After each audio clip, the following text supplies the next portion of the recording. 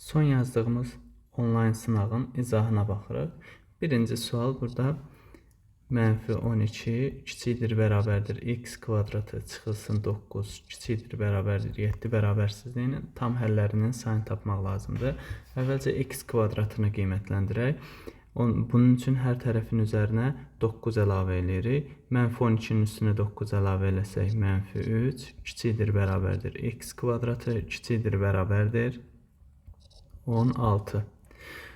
Buradan bəllidir ki, x kvadratı həmişə müsbət qiymətlər alır. Müsbət qiymətlər alır və 16-dan kiçik qiymətlər olmalıdır. Yəni bu ifadənin sol tərəfi, bu hissəsi həmişə ödənir. İkinci hissənin ödənməsi lazımdır. X kvadratının 16-dan kiçik olması lazımdır. Bunun üçün də x-in ala biləcəyi qiymətlər -4-dən 4-ə kimi olan qiymətlərdir. Burada bərabər olduğundan hər iki qiyməti ala bilər. -4, 4 aralığında olan ədədlərin sayı -4, -3, -2, -1, 0, 1, 2, 3 və 4 ədədləridir. Bizdənsə tam həllərin sayını soruşur. Buradakı tam həllərin sayı 9-a bərabərdir. Doğru cavab A bəndi oldu birinci sualda. İkinci suala baxırıq. Paralelogramın böyük bucağı kiçik bucağından 3,5 dəfə böyükdür.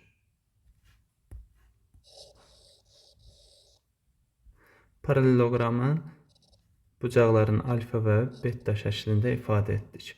Böyük bucaq burada beta bucağıdır və alfadan 3,5 dəfə böyükdür. Beta bərabərdir 3,5 alfa şəklində qeyd etdik və bəllidir ki, paralelogramın bir tərəfinə söykənən bucaqların cəmi 180 dərəcədir. Alfa üstəgəl beta bərabərdir 180.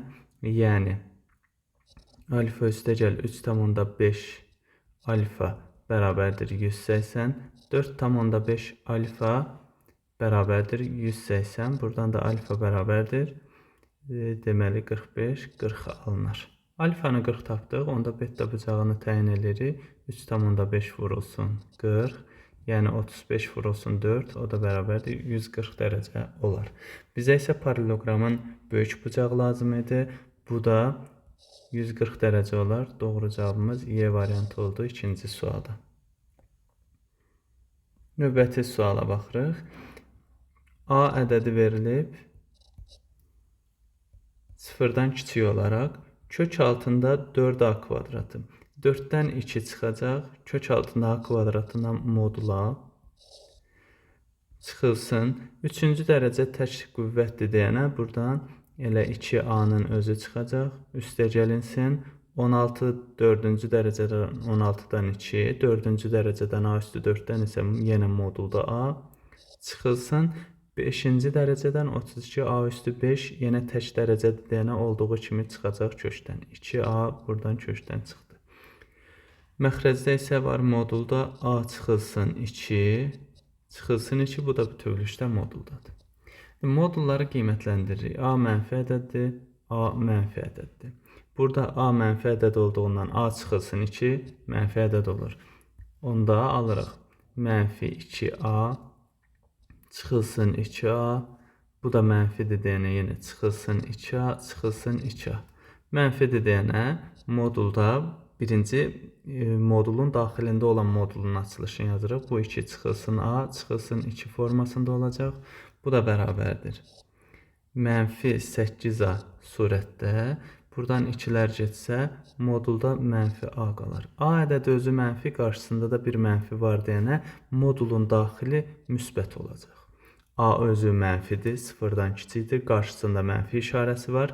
Deməli, modulun daxili müsbətdir. Modulun daxili müsbətdirsə, onda moduldan özü çıxır. Yəni, surətdə -8a, məxrəcdə isə -a. Buradan mənfilər və a-lar ixtisar olunsa, doğru cavab 8 alınar. Doğru cavab Y bəndi oldu.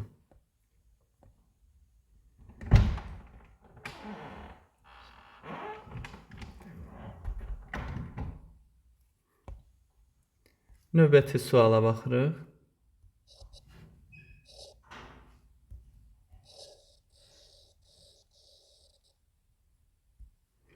Demək, bura 70 dərəcə verilib. Bura isə 20 dərəcə verib. Bura bir alfa deyirik və bizə lazım olan CDY bucağını təyin etməkdir. Bəllidir ki, düsturu belə qeyd eləmişdik. 20 dərəcə bərabərdir 70 üstə gəlinsin alfa çıxılsın 180-dir. Buradan da 70 üstə gəlinsin alfa bərabərdir 200, alfa da bərabərdir 130 dərəcə olduğunu təyin edirik. Doğru cavab C bəndi oldu 4-cü sualda. 5-ci suala baxırıq.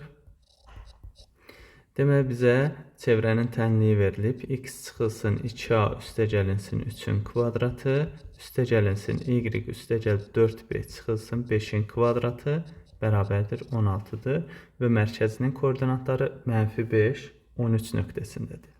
Biz çevrənin tənliyini belə yazmışdıq. X çıxılsın a-nın kvadratı, üstə gəlinsin y çıxılsın b-nin kvadratı bərabərdir r-in kvadratıdır. Verilmiş ifadəni bu formaya gətirək. Deməli olacaq x çıxılsın 2a çıxılsın 3-ün kvadratı üstə gəlinsin y çıxılsın 5 çıxılsın 4b-nin kvadratı. Buradan mötərizəni açsaq çıxılsın 2a üstə gəl 3 düzəlir. Buradan mötərizəni açsaq üstə gəl 4b çıxılsın 5 düzəlir.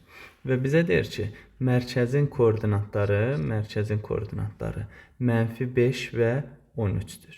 Yəni buradakı birinci koordinat, x koordinatı -5-ə bərabərdir. 2a çıxılsın 3 bərabərdir -5, 2a bərabərdir -2, a bərabərdir -1. Digər tərəfdən 5 üstə gəlinsin 4b bərabərdir 13-dür. Buradan da 5 çıxılsın 4b-də əslində 5 çıxılsın 4b bərabərdir 13. Buradan da alırıq ki 4b bərabərdir -8, b də bərabərdir -2. Bizə lazımdır a vurulsun b hasili, -1 vurulsun -2 bərabərdir 2 olar. Doğru cavab B bəndi. Növbəti suala baxırıq. 6 nömrəli sual. Deməli bizə bir düzbucaqlı verilib. Düzbucaqlının daxilində isə bir düzbucaqlı üçbucaq təsvir olunub. Bura 90 dərəcədir. Və qeyd olunub. BY məsafəsinin YS məsafəsinə olan nisbəti 1 bölünsün 3-dür. Əgər bura 1K desə, bura 3K olar. Onda AD tərəfi bütövlükdə 4K şəklində ifadə olunar. AY 6-ya bərabərdir. Buranı qeyd elədik 6. BC-ni tapmaq lazımdır. BC-ni yəni elə 4K-nın özünü təyin etməliyik. Bura bir alfa bucağı deyirəm. Onda bura bir beta olacaq. Alfa plus beta 90 olduğundan onda buradakı bucaq da betadır. Buradakı bucaq alfa olacaq. Çünki ortada bucaq 90 dərəcədir. Düz bucaqlıdır deyəm. Bura 90 dərəcədir. Onda burada betadır. Deməli 2 üçbucağın oxşarlığını yazırıq. Burada bir alfa qeyd elədim. Hansı üçbucaqların oxşarlığını yaza bilərik? A, B, Y, C, D. Deməli A, B, Y üçbucağı oxşardır. A, B, Y. Deməli başlayırıq. D, Y, A üçbucağına. Bax, bu iki üçbucaq bir-birinə oxşardır.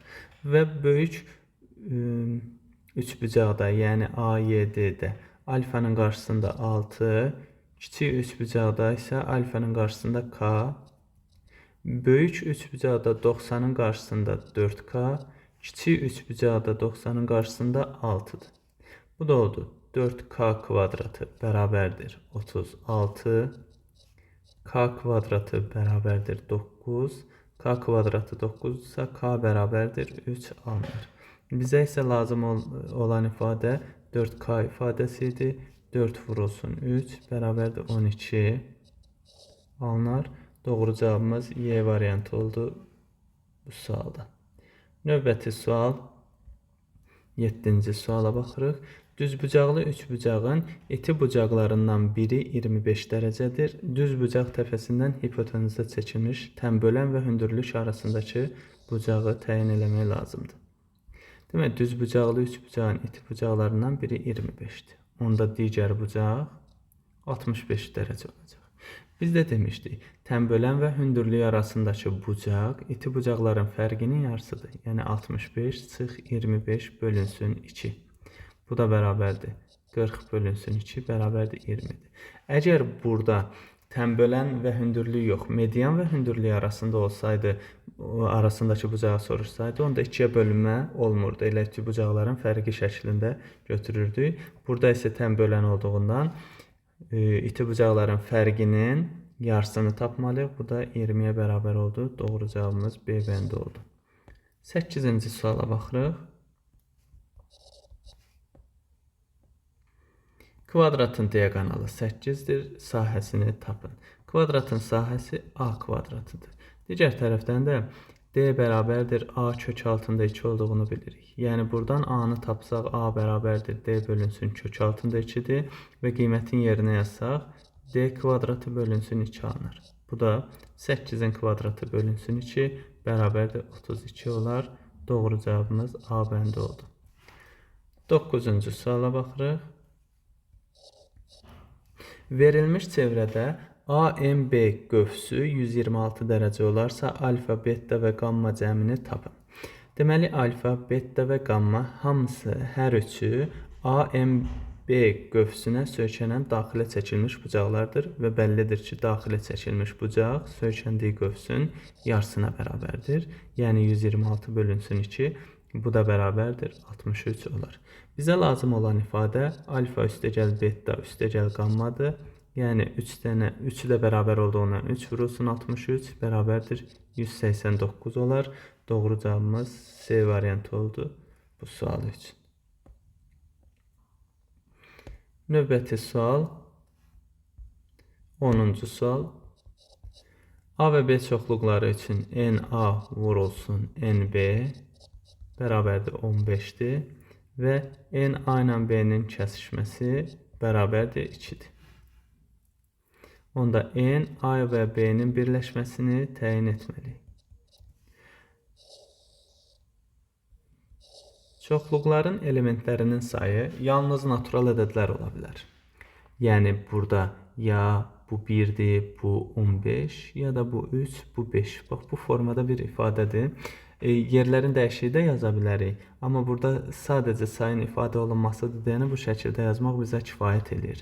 Və bizə qeyd olunub ki, kəsişməsində 2 element var. Əgər birində A-da və yaxud B-də bir element olsa, onda kəsişmədə 2 elementi qeyd edə bilmərik. Deməli, bu variant doğru deyil. Doğru olan variant bu çoxluqların birində 3, digərində isə 5 elementdir. Onda kəsişmədə qeyd edirəm 2 element varsa, onda yalnız A hissəsində 1 element, yalnız B hissəsində isə 3 element olar. A-da oldu 3 element, B-də oldu 5 element. Bizə isə birləşmə lazım idi. A ilə B-nin birləşməsi bütün bu elementlərin cəminə, yəni 1, üstə gəlinsin 2, üstə gəlinsin 3-ə bərabərdir ki, bu da 6 olar. Doğru cavabımız A bəndi oldu. Növbəti 11-ci suala baxaq. Aşağıda A, B və C kranlarından hovuza axan suyun miqdarı zamana görə dəyişməsini göstərən qrafik verilmişdir. Boş hovuzu A, B və C kranları eyni anda açdıqda 1 saata doldurar. C kranının 1 dəqiqədə axıtdığı suyun miqdarı 2 dəfə artarsa, C kranı təklikdə boş hovuzu neçə dəqiqəyə doldurar? Deməli, qeydləri götürürük. A kranı 4 dəqiqə ərzində 28 litr su axıdır hovuza. B kranı 6 dəqiqə ərzində 60 litr. C kranı isə 8 dəqiqə ərzində 120 litr. İndi 1 dəqiqə üzərinə gətirək. Deməli, A kranı 1 dəqiqəyə 7 litr. B kranı 1 dəqiqəyə, deməli 6 dəqiqə 60 litrdirsə 1 dəqiqə 10 litr. C kranı isə 1 dəqiqəyə 120-ni bölürük 8-ə, alınır 15 litr. Deməli, bizə deyir ki, A, B və C kranları eyni anda açıq qaldıqda 1 saata doldurur. Baxaq görə 1 dəqiqəyə bunların üçün nə qədər su vurur? 1 dəqiqə ərzində 3'ü birlikdə 32 litr su vurur. 32. 1 saata doldurursa 1 saat da 60 dəqiqədir deyənə 1 saat 60 dəqiqədir. Deməli hovuzun tutumu 32 vurulsun 60 litrdir. Hovuzun tutumu.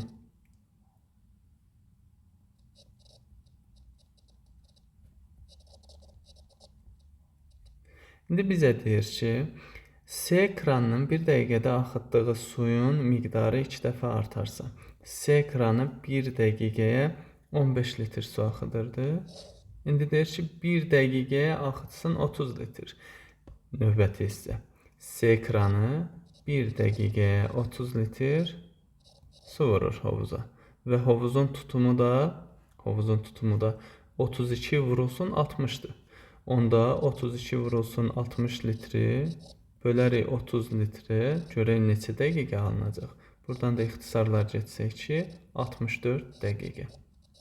1 saat 4 dəqiqə və yaxud da 64 dəqiqə, yəni doğru cavabımız D variantı olacaq 11-ci məsələ üçün.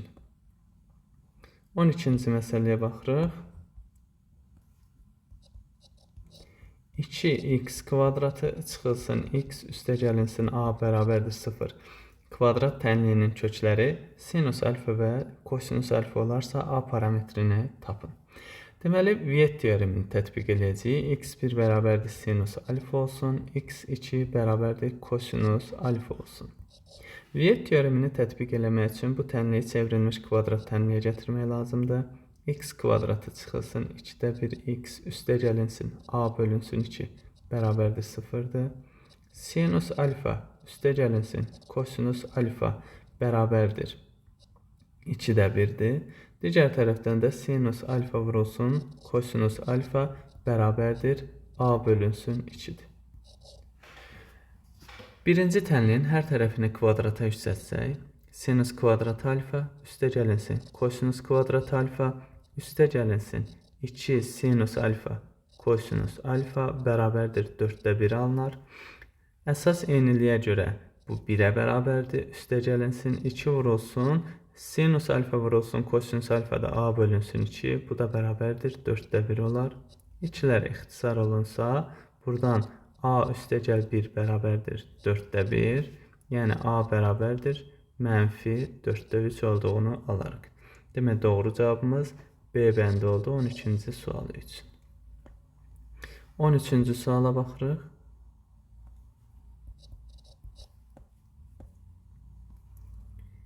Kosinus pi böl 5 vurulsun kosinus 2 pi böl 15 çıxılsın sinus pi böl 5 vurulsun sinus 2 pi bölünsün 15'dir. Kosinus alfa kosinus beta çıxılsın sinus alfa sinus beta bizə verir kosinus alfa plus beta. Yəni kosinus pi bölünsün 5 üstəgəlinsin 2 pi böl 15. Bu da bərabərdir kosinus 15'də 5 pi ixtisar aparsaq kosinus pi bölünsün 3 60 dərəcədir. Bu da 2'də 1'ə bərabərdir. Doğru cavabımız A bəndi oldu. 14-cü suala baxırıq. Modulda sinus x çıxılsın kosinus x vurulsun kök altında sinus 2x bərabərdir 2'də 1'dir. Modulun daxili həmişə müsbət, kökün altında olan ifadə həmişə müsbət. Deməli, ifadənin hər iki tərəfi, hər iki vurğu müsbət olduğundan bunu kvadrata yüksəldə və yaxud da ki, bunu kökün altına sala bilərik. Çünki müsbət ədəddə heç bir məhdudiyyəti yoxdur. Bunu kökün altına salsaq, olacaq kök altında modulda sinus x çıxılsın kosinus x-in kvadratı. Vurulsun kök altında sinus 2x bərabərdir 2'də 1'dir. Kvadrata yüksəlsək sinus kvadratı x üstə gəlinsin kosinus kvadrat x çıxılsın 2 sinus x kosinus x vurulsun kök altında sinus 2x bərabərdir 2-də 1-dir. Əsas enliliyə görə bu hissə 1-ə bərabərdir. Onda yazıram kök altında 1 çıxılsın. 2 sinus x kosinus x də bizə sinus 2x verir. Vurulsun kök altında sinus 2x bərabərdir 2-də 1. Bir kökün altında yaza bilərik. Bir kökün altında yazsaq sinus 2x vurulsun 1 çıxılsın sinus 2x bərabərdir 2-də 1. Hər tərəfin kvadrata yüksəltsək sinus 2x çıxılsın sinus 2x'in kvadratı bərabərdir 4-də 1. Hər tərəfin 4-ə vuraq. 4 sinus 2x çıxılsın 4 sinus kvadratı 2x bərabərdir 1. İfadənin hamısını sağ tərəfə keçirək.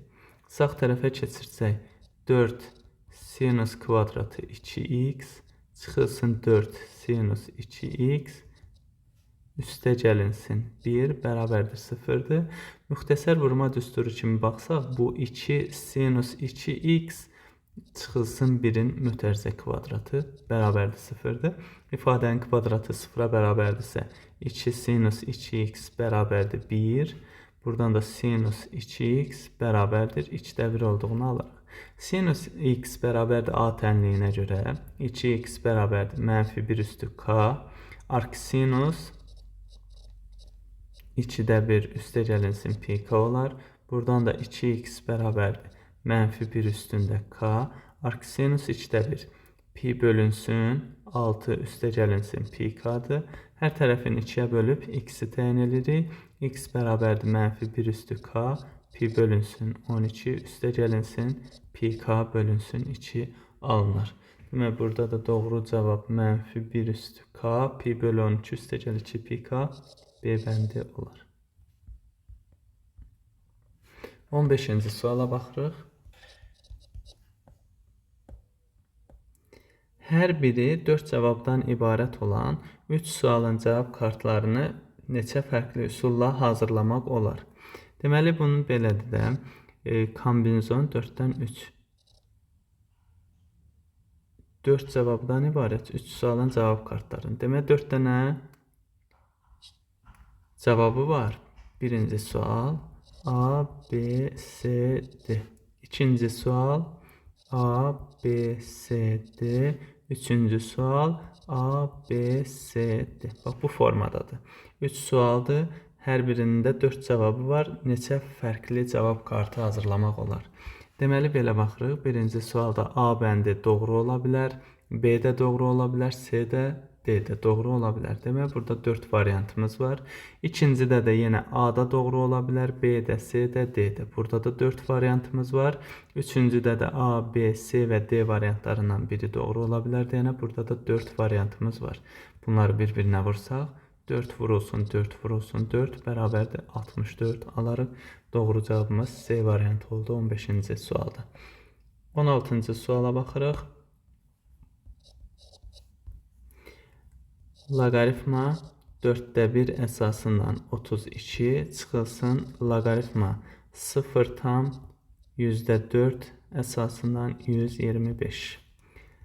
Bunu belə yazırıq. Loqaritma 4-də 1-i 2 üstü mənfi 2 yazdıq. 32-ni isə 2 üstü 5 yazdıq. Çıxılsın loqaritma. %4. Bax, buradan yazıram. %4. Bunu ixtisar aparsam 4-ə 25-də 1 olar.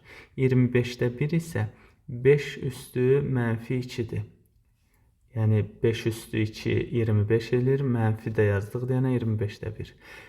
125 isə 5 üstü 3-dür. Buradan alırıq. Deməli, 5 olduğu kimi gəldi qarşıya, mənfi 2 isə tərsi kimi. Çıxılsın, 3 olduğu kimi gəldi qarşıya, mənfi 2 isə tərsi kimi gəldi. 2 məxrəcdə olacaq, mənfi də var deyənə bu oldu üstə gəl.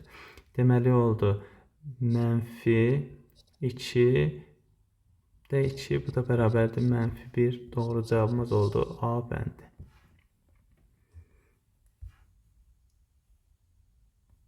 17-ci suala baxaq. Loqaritma 2 əsasından loqaritma 3 əsasından x çıxılsın 4. Çıxılsın loqaritma 3-dən 5 vurulsun loqaritma 5-dən 7 vurulsun loqaritma 7-dən 9 bərabərdir 0.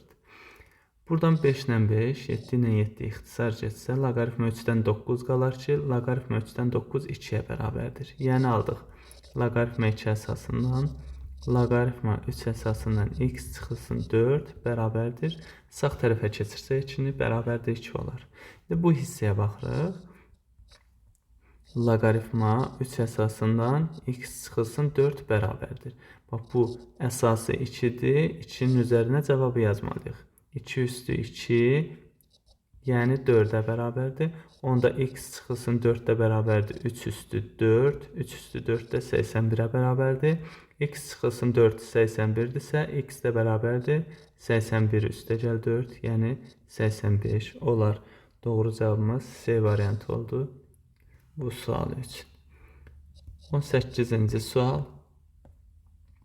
Sonsuz həndəsi silsilənin İlk 3 həddinin cəmi, yəni B1 üstəgəl B2 üstəgəl B3 bərabərdir 28-dir. Sonraki 3 həddinin cəmi, yəni B4 üstəgəl B5 üstəgəl B6 bərabərdir 3 tam 2-də 1-dir və B7 bərabərdir 4-də 1-dir.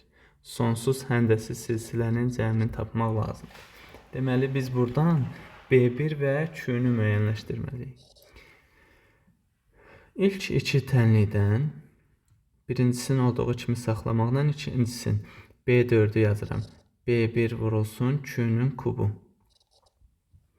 Üstə gəlinsin B2 vurulsun Q-nün kubu. Üstə gəlinsin B3 vurulsun Q-nün kubu. Bərabərdir 3 tam 2-də 1.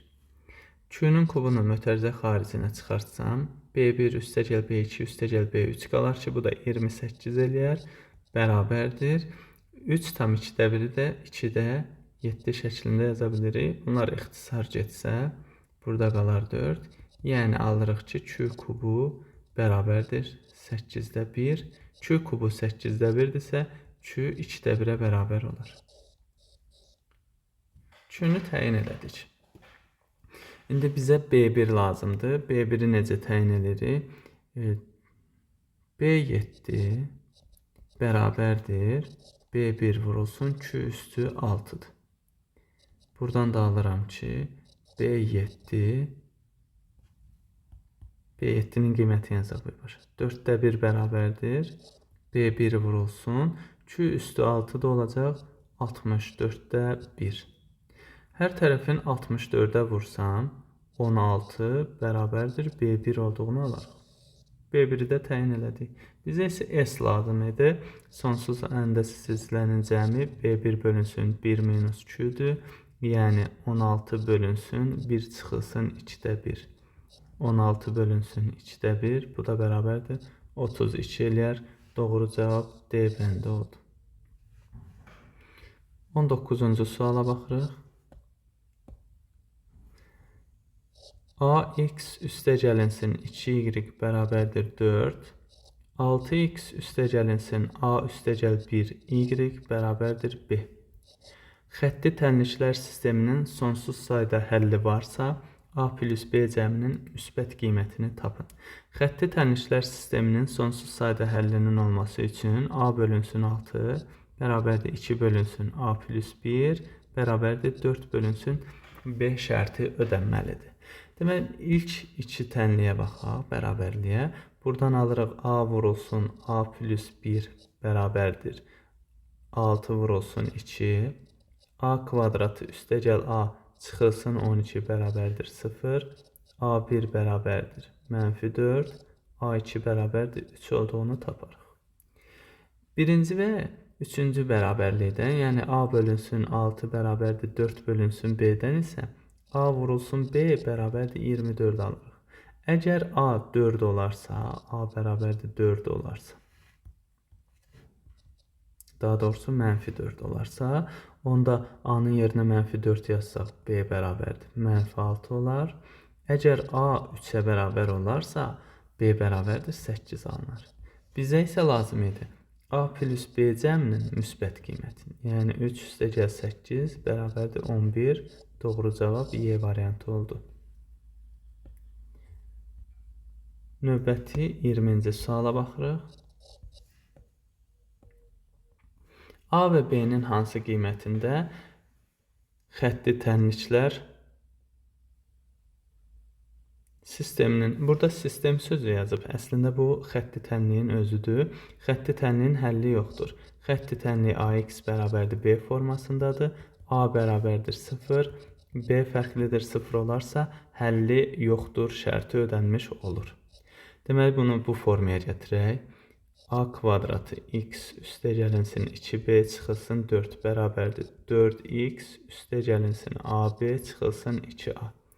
Demək, belə yazıram. A kvadratı x çıxılsın 4x bərabərdir AB çıxılsın 2a çıxılsın 2b üstəgəlinsin 4.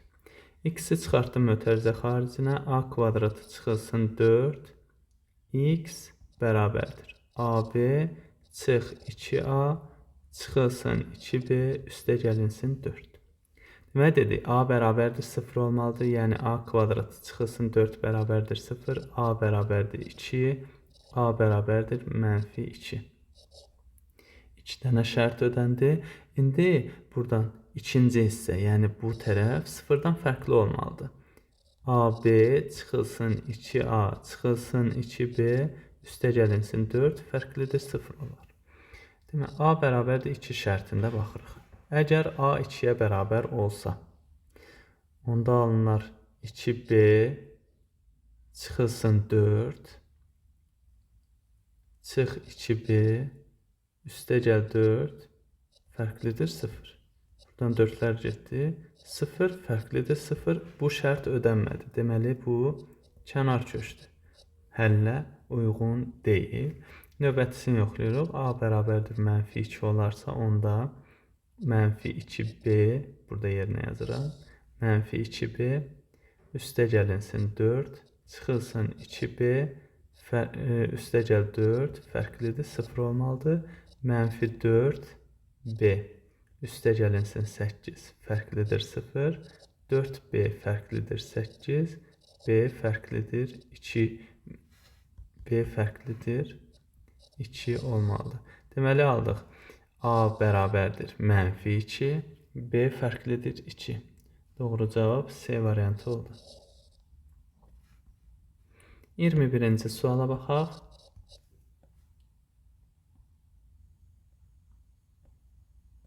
Bizə verilib fx bərabərdir ax üstəgəlinsin 3 bölünsün b.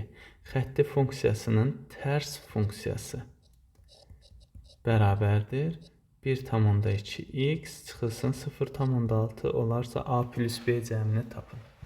Demək, verilmiş funksiyanın tərs funksiyasını tapaq. Buna y deyək. Y bərabərdir fx. Yəni y bərabərdir ax üstəgəlinsin 3 bölünsün b-dir. Tərs funksiyanı tapanda ya x-lə y-in yerini dəyişib sonra y-i tapırdıq, ya da ki x-i tapıb sonra x-lə y-in yerini dəyişirdik. Gəlin buradan x-i təyin edək. Ax üstəgəlinsin 3 bərabərdir by-dir. Ax bərabərdir by çıxılsın 3-dür. X də bərabərdir by çıxılsın 3 bölünsün a və yaxud da ki b bölünsün ay çıxılsın 3 bölünsün a. X ilə y-in yerini dəyişirəm. Onda alınır y bərabərdir b bölünsün ax çıxılsın 3 bölünsün a. Və bizə verilmiş tərs funksiya isə f üstü -1x bərabərdir 1,2x çıxılsın 0,6-dır. Yəni b bölünsün a bərabərdir 1,2-dir. -3 bölünsün a bərabərdir -0,6-dır. Buradan alırıq, mənfilər getdi. 0,6a bərabərdir 3, a bərabərdir 5. A-nın qiyməti 5-dirsə, b bölünsün 5 bərabərdir 1,2. Onda buradan b bərabərdir 6 alarıq. Və A ilə B-ni təyin elədik. A 5-ə bərabərdir, B isə 6-ya bərabərdir. Bizə A üstəgəl B cəmi lazımdır. 5 üstəgəl 6 bərabərdir 11 olar. Doğru cavab C variantı oldu. 22-ci suala baxaq.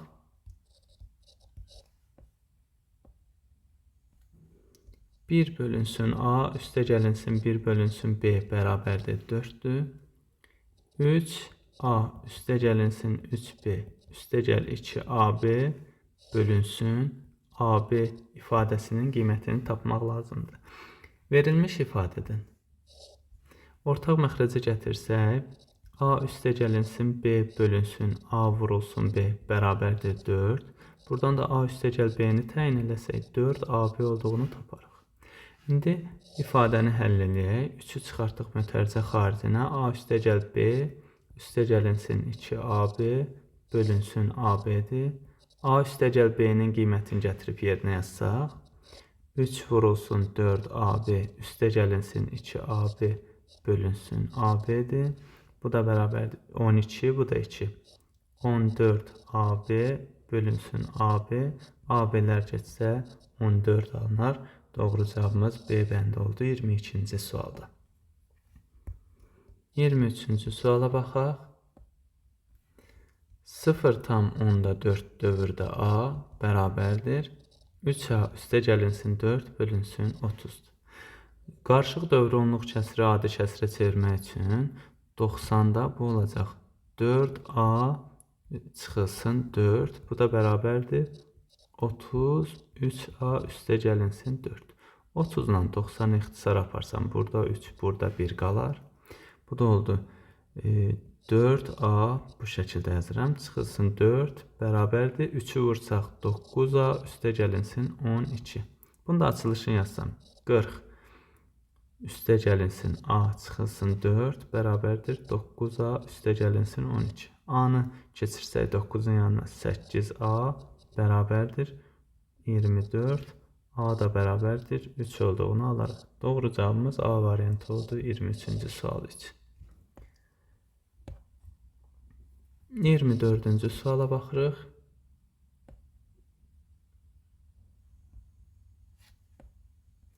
Kütlələri 30, 40, 50, 60 və 70 olan 5 adamdan təsadüfən 2 nəfəri seçilmişdir. 5 adamdan təsadüfən ikisini götürürüksə bu kombinezon 5'dən 2'dir. Bu da 5 faktorial bölünsün 3 faktorial vur 2 faktorialdır bərabərdir 10 olar. Seçilmiş adamların kütlələrinin ədədi ortasının bütün adamların kütlələrinin ədədi ortasından kiçik olması. Demək buradan ədədi ortanı tapırıq. Ədədi orta bərabər olacaq 50. İndi bizə deyir, seçilmiş adamların kütlələrinin ədədi ortasının bütün adamların kütlələrinin ədədi ortasından kiçik olması. Buradan 2-2 qruplaşdırırıq da. 2-2 qruplaşdırsaq 30 40 30 50 30 60 30 70. Sonra götürürük 40 50 40 60 40 70 50 60 50 70 və 60 70. Bax bunları götürə bilərik ki, burada ədədi ortası 50'dən böyükdür. Bizə 50'dən kiçiklər lazımdır. Bax deyir, seçilmiş adamların kütlələrinin ədədi ortasının bütün adamların kütlələrinin ədədi ortasından kiçik olması. Bu da 50'dən kiçikdir, 50'dən kiçikdir, 50'dən kiçikdir, 50'dən kiçikdir. Bax bu 50'dən kiçikdir. Bu da 50'dən kiçikdir, 50'dən kiçikdir, 50'dən kiçikdir, 50'dən kiçikdir. Deməli, əlverişli hallarımız neçədən oldu? 4 dənə. PA bərabərdir. Əlverişli hallarımız 4. Bütün mümkün yer dəyişmələrin sayını isə buradan tapmışıq. Yəni mümkün hallarımız 10'a bərabərdir. Demək cavabımız oldu neçə? 5'də 2. Doğru cavab Y bəndi oldu. Və sonuncu sual 25-ci suala baxırıq. A çıxılsın B-nin kvadratı üstəgəlinsin 4AB bölünsün A üstəgəl B-nin kvadratı çıxılsın 4AB. Bu da bərabərdir. A çıx B-nin kvadratının üstünə 4AB gəlsək, bu olur A üstəgəl B-nin kvadratı. A üstəgəl B-nin kvadratından 4AB çıxsaq, bu olur A çıxılsın B-nin kvadratı. A-nın qiyməti 444, üstəgəl 222, yəni 666. B-nin kvadratı isə 444 çıx 222, yəni 222-nin kvadratı. Bu da bərabərdir. Belə yaza bilərik. 666 bölü 222 kvadratı, ixtisar aparsaq 3, 3-ün kvadratı 9. Deməli, bu ədədi tapdıq ki, 9-a bərabərdir. Bizə isə ifadəsinin qiymətinin 40% lazımdır. Yəni 9 vurulsun 40 bölünsün 100. Bu da bərabərdir 36 bölünsün 10, yəni 3,6 doğru cavab D variantı olar.